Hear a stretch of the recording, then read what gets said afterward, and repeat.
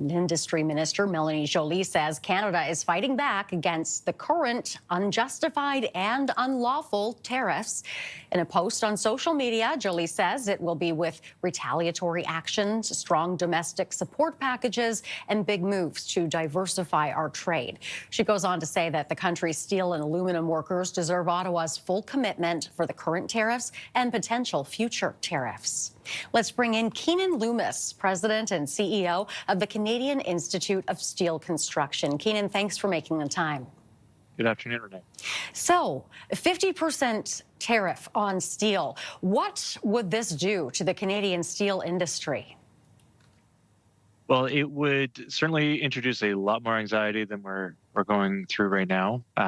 We thought things were turning in a more positive direction. The temperature was coming down a little bit in our relationship, and that we might even be able to get back into renegotiating or renewing the USMCA that we have with the United States. And now, obviously, this is going in an opposite direction. And there's a lot of anxiety, a lot of certainly fears for job losses across the industry. And this might be the thing that puts us over the edge. How quickly might we see the impact? Well, already there have been impacts. I know that many of the steel producers in Canada have been really adamant to not lay off parts of their workforce, and thus far we haven't seen a whole lot. But this, like I said, might be the thing that puts us over the edge and calls into question at least the short to midterm sustainability of our operations. What kind of action would you like to see Ottawa take? Is it retaliatory dollar for dollar tariffs? Does that make sense? Or would you like to see something else? Retaliation is important. I think we do have to stay strong and certainly exact as much pain as we can from the United States on this. But certainly we need a plan. I mean, first and foremost, I know this is a new government, but we haven't seen much yet that will help our industry through this really difficult time.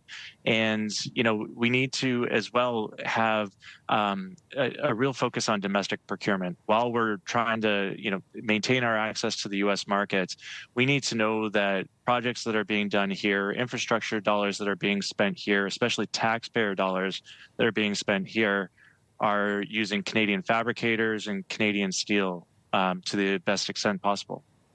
Is there anything that you are planning to do to fight this just on your own? Well, it's hard. Certainly, we're talking to a lot of our counterparts in the U.S. Many of them do not agree with this. Everybody in the U.S. knows that tariffs are a tax.